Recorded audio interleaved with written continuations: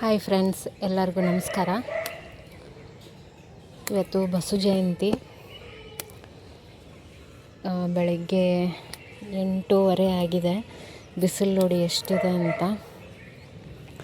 ಪೂಜೆಗೆ ಹೂಗಳನ್ನ ತಗೊಂಡು ಹೋಗ್ತಾ ಇದ್ದೀನಿ. ಇವತ್ತಿನ ದಿನ ಹೇಗೆ ಹೋಗುತ್ತೆ ನೋಡೋಣ.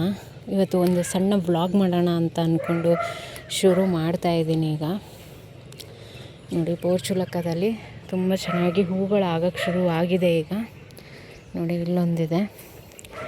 ಇದ್ರದ್ದು ಕಟ್ಟಿಂಗ್ಸು ನಿನ್ನೆ ಒಂದು ಸ್ವಲ್ಪ ಹಾಕ್ಕೊಂಡಿದ್ದೀನಿ. ಇದು ಇನ್ನೊಂದು ಬಾಟಲು ಕೂಡ ಇದೆ.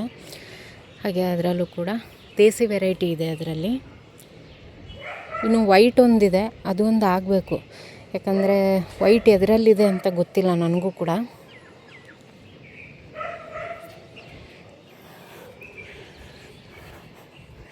ಇನ್ನೆಷ್ಟು ಇನ್ನೂ ಹೂಗಳಿದೆ, ಹರಿಯೋಣ. ಹಾಗೆ ಇಲ್ಲಿ ನೋಡಿ, ಇದು ಒಂದು. ಹಾಗೆ ಇಲ್ಲಿ ಡಾರ್ಕ್ ರೆಡ್ ಕಲರಲ್ಲಿದೆ.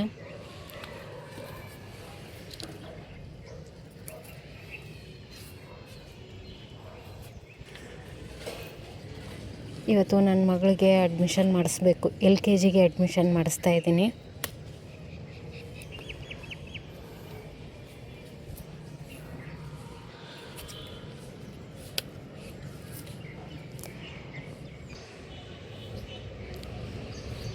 ನಿನ್ನೆ ಸ್ವಲ್ಪ ಮಳೆ ಆಗಿದೆ. ಸ್ವಲ್ಪ ನಿನ್ನೆಗಿಂತ ಬಿಸಿಲು ಕೂಡ ಕಡಿಮೆ ಇದೆ. ಈಗ ಮಳೆ ಆಗಿದ್ದಕ್ಕೆ ಗಿಡಗಳು ಸ್ವಲ್ಪ ಫ್ರೆಶ್ ಆಗಿದ್ದಾವೆ ಅಂತ ಅನಿಸ್ತಾ ಇದೆ.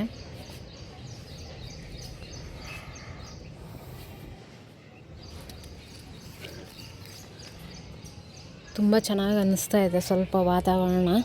ಇಲ್ಲಿ ನೋಡಿ, ಜಲಕುಂಬಿ ಕೂಡ ಈಗ ಆಗ್ತಾಯಿದೆ. ಮೊನ್ನೆ ಕೂಡ ತೋರಿಸಿದ್ದೆ ನಿಮಗೆ.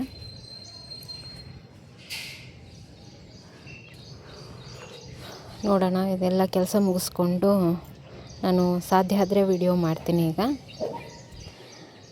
ಇವತ್ತಿನ ದಿನ ಹೇಗೆ ಹೋಗುತ್ತೆ ನೋಡೋಣ. ಎಲ್ಲ ಕೆಲಸ ಮುಗಿಸ್ಕೊಂಡು ನಾಷ್ಟ ಎಲ್ಲ ಮಾಡಿಕೊಂಡು, ಹಾಗೆ ಒಂದು ಸ್ವಲ್ಪ ಅಡುಗೆಗೆಲ್ಲ ರೆಡಿ ಮಾಡಿಕೊಂಡು ಈಗ ಸ್ಕೂಲ್ಗೆ ಹೋಗ್ತಾಯಿದ್ವಿ ಅಡ್ಮಿಷನ್ ಮಾಡಿಸೋದಕ್ಕೆ. ನನ್ನ ಮಗಳು ತುಂಬ ಖುಷಿ ಇದ್ದಾಳೆ ಹೊಸ ಸ್ಕೂಲ್ಗೆ ಹೋಗೋದಕ್ಕೆ ಅಂತ ಹೇಳಿ. ನಾವು ಕೂಡ ವೇಟ್ ಮಾಡ್ತಾಯಿದ್ವಿ ನಮ್ಮ ಮನೆಯವ್ರಿಗೆ. 3 ಜನ ಹೋಗ್ಬಿಟ್ಟು ಅಡ್ಮಿಷನ್ ಮಾಡಿಸಿದ್ವಿ. ನಾನು ಒಳಗಡೆ ವಿಡಿಯೋ ಏನೋ ಹಾಕಿಲ್ಲ. ಈಗ ಮತ್ತೆ ಅಡ್ಮಿಷನ್ ಮುಗಿಸಿ ನಾವು ಮನೆಗೆ ಬಂದ್ವಿ. ಮನೆಗೆ ಬಂದಮೇಲೆ ನೋಡಿ, ಹೋಳಿಗೆ, ಅನ್ನ, ಸಾರು, ಆಮೇಲೆ ಬದನೇಕಾಯಿ ಪಲ್ಯ, ಶ್ರೀಕರಣೆ ಇದೆಲ್ಲ ಮಾಡಿದ್ದೆ ನಾನು. ಅದ್ಯಾವುದು ವಿಡಿಯೋ ಮಾಡಿಲ್ಲ ನಾನು, ಯಾಕಂದರೆ ತುಂಬ ಟೈಮ್ ತೊಗೊಳುತ್ತೆ. ಯಾಕಂದರೆ ಲೇಟ್ ಕೂಡ ಆಗಿತ್ತು. ಶ್ರೀಕರಣೆ ಜೊತೆಗೆ ಹೋಳಿಗೆ ತುಂಬಾ ಒಳ್ಳೆ ಕಾಂಬಿನೇಷನ್ ಅಂತಲೇ ಹೇಳ್ಬೋದು. ತುಂಬ ರುಚಿಯಾಗಿರುತ್ತೆ. ಒಂದು ಸಾರಿ ನೀವು ಕೂಡ ಟ್ರೈ ಮಾಡಿಲ್ಲ ಅಂದರೆ ದಯವಿಟ್ಟು ಒಂದು ಸಾರಿ ಟ್ರೈ ಮಾಡಿ ಅಂತ ಹೇಳ್ತೀನಿ. ಇದು ಬಸವ ಜಯಂತಿಗೆ ಒಂದು ಮೆನ್ಯೂ ಅಂತಲೇ ಹೇಳ್ಬೋದು. ನೋಡಿ, ಈ ರೀತಿ ತಟ್ಟೆನಲ್ಲಿ ಹಾಕ್ಕೊಂಡು ಊಟ ಮಾಡೋದಕ್ಕೆ ನನ್ನ ಮಗಳಿಗೆ ನನಗೆ ಇಬ್ರಿಗೂ ಇಷ್ಟ ಆಗುತ್ತೆ. ಅವಳು ಕೂಡ ಈಗ ನನ್ನ ಜೊತೆಗೆ ಜಾಯ್ನ್ ಆಗ್ತಾಳೆ. ಇಬ್ಬರು ಒಂದೇ ತಾಟಲ್ಲೇ ಊಟ ಮಾಡ್ತೀವಿ. ಅವಳು ಕೂಡ ತಿನ್ನೋದು ಕಲಿತಾಳೆ ಅದಕ್ಕೋಸ್ಕರ. ಯಾಕಂದರೆ ಅವಳಿಗೆ ಈ ಥರ ಹೋಳಿಗೆ ಅದೆಲ್ಲ ಅಷ್ಟು ಇಷ್ಟ ಆಗಲ್ಲ. ಬಟ್ 1-2 ತುತ್ತು ಇಷ್ಟಪಟ್ಟು ತಿಂತಾಳೆ. ಅದಾದಮೇಲೆ 3ನೇ ತುತ್ತು ಹೋಗಲ್ಲ ಅವಳಿಗೆ. ಆದರೂ ಕೂಡ ನನ್ನ ಒತ್ತಾಯಕ್ಕೆ ತಿಂತಾಳೆ. ನಾವು ಈ ರೀತಿ ಮನೆಯಲ್ಲಿ ಕೂತ್ಕೊಂಡು ಊಟ ಮಾಡಿದ್ರೆ ಮಕ್ಕಳು ಕೂಡ ಇಷ್ಟಪಟ್ಟು ಊಟ ಮಾಡ್ತಾರೆ. ಊಟ ಎಲ್ಲ ಆದಮೇಲೆ ನಮ್ಮ ಜೊತೆಗೆ ಅವಳು ನಾವು ಚೌಕಾಬಾರ ಅಂತೀವಿ, ಚಕ್ಕರ್ ಅಂತೀವಿ, ಇದನ್ನು ಆಟ ಆಡ್ತೀವಿ. ಒಂದು ಹಳೆ ಸ್ಟೂಲ್ಗೆ ನಾವು ಬರೆದ್ಬಿಟ್ಟು ಇದನ್ನು ಹಾಕ್ತಾಯಿದ್ದೀವಿ. ಪ್ರತಿ ಸರಿ ನಾವು ಮನೆಯಲ್ಲಿದ್ದಾಗ 3 ಜನ ಇದನ್ನು ಆಟ ಆಡ್ತೀವಿ. ಪ್ರತಿ ಸರಿ ನಾನು ಕೂಡ ಆಡ್ತಿದ್ದೆ. ಈ ಸರಿ ನಾನು ಅವಳು ಕಾಯಿ ಮಾತ್ರ ಬಿಡ್ತಾಯಿದ್ದೀನಿ. ಉಳಿದಿದ್ದು ಅವಳು ಕಾಯಿ ಹಾಕ್ತಾಯಿದ್ದಾಳೆ. ಕವಡೆ ಸಿಗಲಿಲ್ಲ ಅವಳಿಗೆ ಇವತ್ತು, ಹಾಗಾಗಿ ಇದರಿಂದ ಆಟ ಆಡ್ತಾಯಿದ್ದೀವಿ. ಕವಡೆ ಇಲ್ಲಾಂದರೆ ಹುಣಸಿಕಪ್ಪ ಅದನ್ನು ತೆಗೆದುಬಿಟ್ಟು ಮಾಡ್ತಿದ್ವಿ ನಾವು ಚಿಕ್ಕವರಿದ್ದಾಗ. ಈ ಥರದ ಆಟಗಳನ್ನ ಮಕ್ಕಳಿಗೆ ತಿಳಿಸ್ಕೊಡ್ಬೇಕು. ಇಲ್ಲಾಂದರೆ ಯಾವಾಗಲೂ ಮೊಬೈಲು, ಲ್ಯಾಪ್ಟಾಪು ಅಂತ ಹೇಳಿ TV ಇದೇ ಆಗುತ್ತೆ ಮಕ್ಕಳಿಗೆ. ನಾನು ಆದಷ್ಟು ಅವಳ ಸ್ಕ್ರೀನ್ ಟೈಮ್ನ ಕಡಿಮೆ ಇಟ್ಟಿರ್ತೀನಿ. ಈ ರೀತಿ ನಾವು ಕೂಡ ಆಡೋದ್ರಿಂದ ಅವಳದು ಸ್ಕ್ರೀನ್ ಟೈಮ್ ಕಡಿಮೆ ಇದೆ. ಮೊಬೈಲ್ ಅಂತೂ ಅವಳು ಜಾಸ್ತಿ ನೋಡೋದೇ ಇಲ್ಲ. ಒಂದು 5 ನಿಮಿಷ ನೋಡೋದಿಲ್ಲ ಅವಳು. ಯಾಕಂದರೆ ನಾನು ಕೊಡೋದೇ ಇಲ್ಲ ಅವಳಿಗೆ ಮೊಬೈಲು. TV ನೋಡ್ತಾಳೆ ಒಂಚೂರು. ಟಿ ವಿನೂ ಕೂಡ ನಾನು ಸ್ವಲ್ಪ ಕಡಿಮೆ ಮಾಡಿಸಿದ್ದೀನಿ ಈಗ, ಜಾಸ್ತಿ ನೋಡಲ್ಲ ಅದನ್ನು. ಈ ರೀತಿ ಆ್ಯಕ್ಟಿವಿಟೀಸ್ ಇದ್ದರೆ ಮಕ್ಕಳು ಟಿ ವಿ ಮೊಬೈಲ್ ಎರಡೂ ಬೇಡಲ್ಲ ಫ್ರೆಂಡ್ಸ್. ಸ್ವಲ್ಪ ನಾವು ಅವ್ರ ಜೊತೆಗೆ ಆ್ಯಕ್ಟಿವ್ ಆಗಿರಬೇಕು, ಹೊರಗಡೆ ಮಕ್ಕಳ ಜೊತೆಗೆ ಬೆರೆಯೋಕ್ಕೆ ಬಿಡಬೇಕು. ಆವಾಗ ಮಕ್ಕಳು ಈ ಥರದನ್ನು ಆಟ ಆಡ್ತಾರೆ. ಇದು ಆಟ ಮುಗಿದ ತಕ್ಷಣ ಅವಳು ಮತ್ತೆ ಬೇರೆ ಜೋಡಿಸೋದು ಬರುತ್ತೆ ನೋಡಿ ಮಕ್ಕಳದು, ಅದನ್ನು ಕೂಡ ಆಟ ಆಡೋಣ ಅಂತ ಮೊದಲೇ ಹೇಳ್ತಾ ಇದ್ಲು ಅವಳು. ಯಾಕಂದರೆ ಅವಳಿಗೂ ಕೂಡ ಇದರಿಂದ ಏನಂದರೆ ಕೌಂಟಿಂಗ್ ಗೊತ್ತಾಗುತ್ತೆ, ಕಲರ್ಸ್ ಗೊತ್ತಾಗುತ್ತೆ, ಆಮೇಲೆ ಯಾವ ರೀತಿ ಆಡಬೇಕು ಅನ್ನೋದು ಕೂಡ ಗೊತ್ತಾಗುತ್ತೆ ನೋಡಿ. ಈಗ ಇದು ಜೋಡಿಸೋದು, ಮನೆ ಕಟ್ಟೋದು, ಈ ರೀತಿಯಾಗಿ ಈ ಆಟಗಳನ್ನ ಆಟ ಆಡಿದ್ಲು. ಒಂದು ಮುಗಿದ ತಕ್ಷಣ ಇನ್ನೊಂದು ಅವಳ ಮೈಂಡಲ್ಲಿ ಮೊದಲೇ ಫಿಕ್ಸ್ ಆಗಿಬಿಡ್ತಾಳೆ, ನಾನು ಇದನ್ನು ಆಡಬೇಕು ನೆಕ್ಸ್ಟು ಅಂತ ಹೇಳಿ.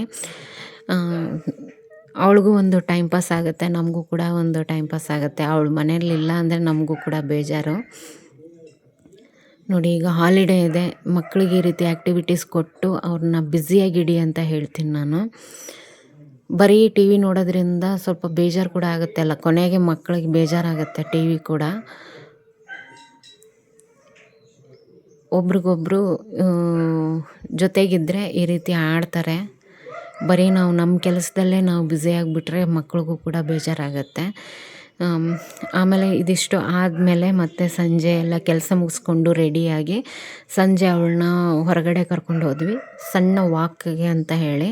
ಅಲ್ಲೇ ಅವಳಿಗೆ ಸೈಕಲ್ ಓಡಿಸೋಣ ಅಂತ ಹೇಳಿ ಕರ್ಕೊಂಡು ಹೋಗಿದ್ವಿ ನೋಡಿ. ಸಂಜೆ ವಾತಾವರಣ ತುಂಬ ಚೆನ್ನಾಗಿತ್ತು, ನೋಡ್ತಿದ್ದೀರಲ್ಲ. ಈ ನೀವು ವಿಡಿಯೋದಲ್ಲಿ ನೋಡೋದಕ್ಕಿಂತ ಹಾಗೆ ನೋಡೋದಕ್ಕೆ, ನಮ್ಮ ಕಣ್ಣಲ್ಲಿ ನೋಡೋದಕ್ಕೆ ತುಂಬಾ ಚೆನ್ನಾಗಿ ಅನ್ನಿಸ್ತಾ ಇತ್ತು. ಹಾಗೆ ಒಂದು ಸಣ್ಣ ಕ್ಲಿಪ್ಪನ್ನು ನಾನು ನಿಮಗೆ ತೋರಿಸ್ತಾ ಇದ್ದೀನಿ. ಇಲ್ಲಿಗೆ ಈ ವಿಡಿಯೋನ ನಾನು ಎಂಡ್ ಮಾಡ್ತಾ ಇದ್ದೀನಿ. ಇದಾದಮೇಲೆ ನಾವು ಸೀದಾ ಮನೆಗೆ ಹೋದ್ವಿ. ಈ ವಿಡಿಯೋ ಇಷ್ಟ ಆಗಿದ್ದರೆ ಒಂದು ಲೈಕ್ ಮಾಡಿ. ಹಾಗೆ ಇನ್ನೂ ತನಕ ನನ್ನ ಚಾನಲ್ ಸಬ್ಸ್ಕ್ರೈಬ್ ಮಾಡ್ಕೊಂಡಿಲ್ಲ ಅಂದರೆ ದಯವಿಟ್ಟು ಸಬ್ಸ್ಕ್ರೈಬ್ ಮಾಡಿಕೊಂಡು ವಿಡಿಯೋಗಳನ್ನ ನೋಡಿ ಸಪೋರ್ಟ್ ಮಾಡಿ ಅಂತ ಹೇಳ್ತೀನಿ. ಏಕೆಂದರೆ ನೀವು ಸಪೋರ್ಟ್ ಮಾಡಿದಷ್ಟು ನಾವು ಬೆಳೆಯೋದಕ್ಕೆ ಅನುಕೂಲ ಆಗುತ್ತೆ. ಅದಕ್ಕೋಸ್ಕರ ಥ್ಯಾಂಕ್ ಯು ಫ್ರೆಂಡ್ಸ್, ಬಾಯ್.